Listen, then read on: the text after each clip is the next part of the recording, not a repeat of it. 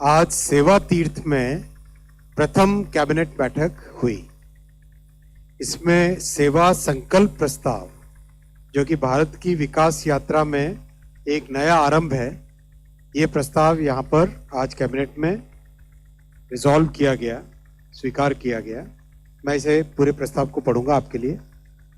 आज युगाब्द 5127, विक्रम संवत 2082, शक संवत 1947, फागुन मास शुक्ल पक्ष अष्टमी के दिन 24 फरवरी 2026 को माननीय प्रधानमंत्री श्री नरेंद्र मोदी जी की अध्यक्षता में नए प्रधानमंत्री कार्यालय सेवा तीर्थ में केंद्रीय मंत्रिमंडल की ऐतिहासिक प्रथम बैठक आयोजित हो रही है। यह बैठक एवं यह भवन नए भारत के नवनिर्माण की एक प्रत्यक्ष अभिव्यक्ति है। इस शुभारंभ के साथ ही हम उस भविष्य का स्वागत कर रहे हैं जिसके निर्माण में सदियों का श्रम लगा है। आजादी के बाद प्रधानमंत्री कार्यालय साउथ ब्लॉक में इतने दशकों तक सरकारों ने विरासत को संभाला और भविष्य के सपने देखे।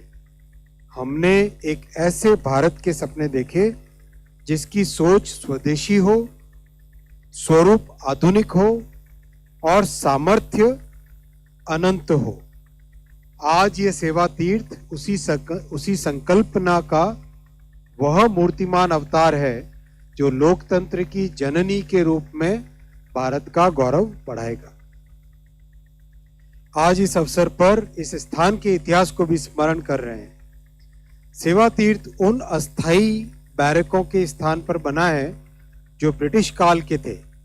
उस स्थान पर राष्ट्र संचालन के सक्रिय संस्थान का निर्माण नए भारत के कायाकल्प का भी प्रतीक है। गुलामी के कालखंड से पहले भारत की पहचान एक ऐसे राष्ट्र के रूप में होती थी जो एक और अपनी भौतिक भव्यता के लिए भी जाना जाता था और दूसरी ओर अपने मानवीय मूल्यों के लिए। सेवा तीर्थ की संकल्पना इन दोनों ही आदर्शों से मिलकर बनी है। कर्तव्य, सेवा और समर्पण की त्रिवेणी से यह कार्यस्थल एक तीर्थ की भांति पवित्र हो, यह इसकी मूल भावना है। सेवा तीर्थ में हो रही इस पहली बैठक के साथ केंद्रीय मंत्रिमंडल यह संकल्प दोहराता है कि यहां लिया गया हर निर्णय 140 करोड़ देशवासियों के प्रति सेवा भाव से प्रेरित होगा और राष्ट्र निर्माण के व्यापक लक्ष्य से जुड़ा होगा। हमारे लिए संवैधानिक मूल्य उस नैतिक प्रतिबद्धता की अभिव्यक्ति है जो शासन को नागरिक की गरिमा, समानता और न्याय से जोड़ती है। सेवा तीर्थ की कार्य संस्कृति इसी आत्मा से संचालित होगी, जहां हर नीति संविधान की मूल भावना के अनुरूप होगी और हर निर्णय देशवासियों की आकांक्षाओं के प्रति उत्तरदायी होगा। केंद्रीय मंत्रिमंडल यह संकल्प दोहराता है कि इस परिसर में लिया गया प्रत्येक निर्णय नागरिक देवो भव की भावना से प्रेरित होगा। यह स्थान सत्ता के प्रदर्शन का नहीं है, वरन प्रत्येक भारतवासी के सशक्तिकरण का केंद्र बनेगा। सेवा तीर्थ के संचालित शासन का हर प्रयास देश के अंतिम व्यक्ति के जीवन को सरल बनाने की भावना से जुड़ा रहेगा। हम ये दोहराते हैं कि हम अपने विजन के मुताबिक उस गवर्नेंस मॉडल को और मजबूती देंगे जो पारदर्शी, उत्तरदायी और नागरिक की संवेदनाओं के प्रति सजग हो। सेवा तीर्थ उस गवर्नेंस इंफ्रास्ट्रक्चर की आवश्यकता का उत्तर है जो जड़ता की जगह गतिशीलता को, उदासीनता की जगह निष्ठा को और संदेह की जगह समाधान को बढ़ावा देता है। इसी सोच के साथ प्रधानमंत्री श्री नरेंद्र मोदी जी के नेतृत्व में बीते वर्षों में लिए गए निर्णयों ने शासन के उद्देश्य को नई स्पष्टता दी है। करोड़ों नागरिकों के जीवन में आए बदलाव ने शासन के प्रति जनता के विश्वास को मजबूत किया है। बीते एक दशक में 25 करोड़ से अधिक नागरिकों को गरीबी से बाहर निकालकर देश ने असंभव समझे जाने वाले काम को संभव करके दिखाया है। ऐसे अनेक कीर्तिमानों के पीछे सरकार की दूरगामी सोच, व्यापक विजन और अथक परिश्रम रहा है। आयुष्मान भारत के माध्यम से करोड़ों लोगों को स्वास्थ्य सुरक्षा से जोड़ने का गौरव देश ने हासिल किया है। प्रधानमंत्री गरीब कल्याण अन्न योजना के तहत करीब 80 करोड़ नागरिकों तक खाद्य सुरक्षा पहुंचाकर भुखमरी के अभिशाप का अंत किया गया है। स्वच्छ भारत मिशन के अंतर्गत 12 करोड़ से अधिक शौचालयों के निर्माण से करोड़ों परिवारों और महिलाओं को गरिमापूर्ण जीवन मिला है। ये सभी आंकड़े शासन की उसी दिशा का संकेत है जहां नीति का अंतिम उद्देश्य नागरिक का जीवन सरल बनाना रहा है। इसी तरह 4 करोड़ से अधिक घरों के निर्माण से करोड़ों परिवारों को सिर पर छत और सुरक्षा मिली है। ग्रामीण क्षेत्रों में जल जीवन मिशन के माध्यम से 12 करोड़ से अधिक नए घरों तक पीने के पानी की पहुंच सुनिश्चित हुई है। केंद्रीय मंत्रिमंडल भारत की अर्थव्यवस्था में आए व्यापक परिवर्तनों को एक सतत सुधार यात्रा के रूप में देखता है। मिनिमम गवर्नमेंट मैक्सिमम गवर्नेंस के मंत्र के साथ जीएसटी, डीबीटी और डिजिटल इंडिया जैसे सुधारों ने शासन को अधिक पारदर्शी, अधिक सक्षम और अधिक नागरिक केंद्रित बनाया है।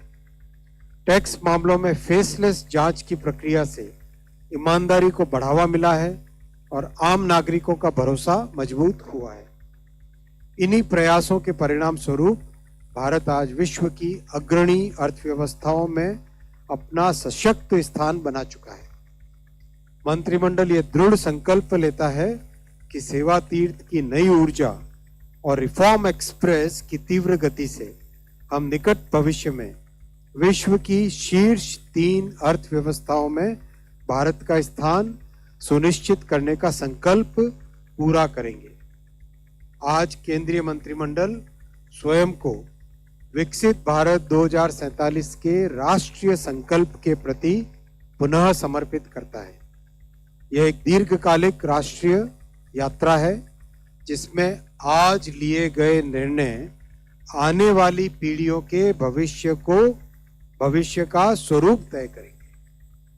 सेवा तीर्थ में हो रही यह पहली बैठक हमें यह स्मरण कराती है कि विकास का लक्ष्य जितना बड़ा है उसके प्रति हमारी जिम्मेदारी उतनी ही गहरी होनी चाहिए।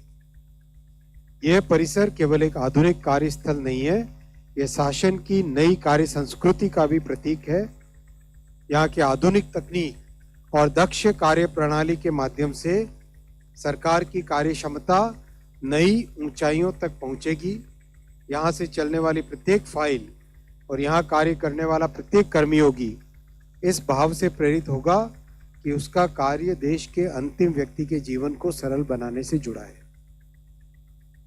केंद्रीय मंत्रिमंडल यह संकल्प लेता है कि यह संसाधनों के विवेकपूर्ण उपयोग को प्रोत्साहित करेगा और सुधारों की उस निरंतर यात्रा को गति देगा जिसे देश ने बीते वर्षों में अनुभव किया है। यह पहली बैठक इस विश्वास को और सुदृढ़ करती है और सही नीति, नेक नियत और सही नेतृत्व से विकसित भारत के निर्माण का पथ निरंतर प्रकाशित होता रहेगा। सेवा तीर्थ से संचालित कार्य संस्कृति भारत को एक समर्थ, सशक्त और आत्मनिर्भर राष्ट्र के रूप में आगे बढ़ाने का आधार बनेगी। केंद्रीय मंत्रिमंडल माननीय प्रधानमंत्री श्री नरेंद्र मोदी जी के दूरदर्शी नेतृत्व में सेवा तीर्थ को संवेदनशील, उत्तरदायी और नागरिक केंद्रित शासन का एक वैश्विक उदाहरण बनाने के लिए अपनी प्रतिबद्धता दोहराता है। मंत्रिमंडल यह संकल्प लेता है कि 2047 तक भारत को एक समृद्ध, समर्थ और आत्मनिर्भर राष्ट्र बनाने की यात्रा में यह परिसर राष्ट्रीय आकांक्षाओं का सशक्त केंद्र बनेगा।